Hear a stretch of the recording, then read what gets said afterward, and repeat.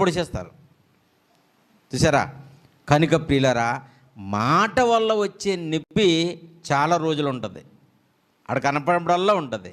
అదే దెబ్బ అనుకోండి, అప్పటికప్పుడు బాధపడతాం, తర్వాత మర్చిపోవచ్చు. కానీ మాట అనుకోండి, పీకేసుకుంటాం, లాగేసుకుంటాం కదా, చాలా రోజులు అది పోదు. అందుచేత మాటల చేత అతన్ని బాధ పెట్టాలనుకుందంటండి. మాటికి ఇదిగో నేనంటే నీకు ఇష్టం లేదు, అవసరం కోసం వస్తున్నావు, నన్ను ఏదో అనేసుకుని వెళ్ళిపోతున్నావు, నేనంటే ప్రేమ లేదు, పైకి నటిస్తున్నావు, నీ బలం ఎక్కడుందంటే చెప్పట్లేదు, అక్కడ ఉంది ఇక్కడ ఉంది ఇక్కడ ఉంది అంటున్నావు కానీ ఎక్కడుందో చెప్పట్లేదు. రోజు ఇదే పనంట, రోజు ఇదే పనంట. సంసోను దగ్గరికి వచ్చిన ప్రతిసారి ఇదే టీచింగు, ఇదే బోధ, ఇదే వేలాడుతుంది పట్టుకుని. దేవుడు ఎవ్వరికీ లేనటువంటి స్పెషల్ శక్తిని అతనికి ఇస్తే దాన్ని పోగొట్టేసుకుంటానికి కూడా వెనకాడలేదండి అతను. చూసారా? పాపము ఎంత సులభంగా చిక్కులు పెడుతుందో చూసారా? అందుకే పాపానికి ఉన్న ఈ లక్షణాన్ని చెప్పినప్పుడు మనం దానికి దూరంగా ఉండాలి, వెళ్ళిపోకూడదు.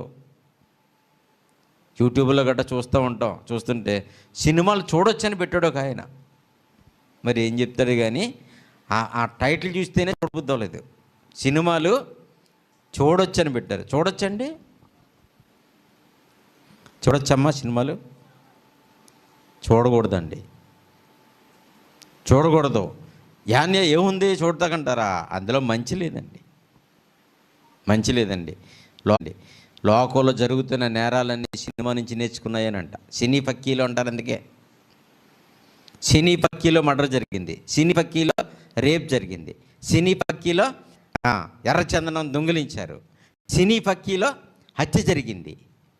చూసా? సినీ పక్కీ అంటే అర్థం ఏంటి?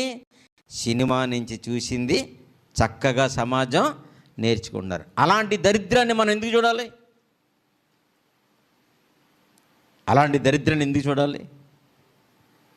అందులో మంచి కూడా ఉందంటారు కదా. మంచి ఉంది, చెడు ఉంది. మంచి ఉంది, చెడు ఉన్నది నీకు ఎఫెక్ట్. అది మంచి ఉన్నదే చూడు బాగుంటుంది. ఆ మంచి మాత్రమే బైబిల్లో ఉంది. దేవుళ్ళో చెడు మంచి కలిసి ఉండవు. అదేనమ్మా, లోకములో చెడు ఉంటుంది, మంచి ఉంటుంది. దేవుళ్ళో ఫెయిల్ అయిపోతారు మీరు. కాబట్టి ప్రభునందు ప్రియమైన దేవుని బిడ్డలారా, దినదినము తన మాటల చేత నొప్పించడం వలన అతడు ప్రాణము విసిగిపోయి చచ్చిపోవాలనుకున్నాడా? అంత పని చేస్తా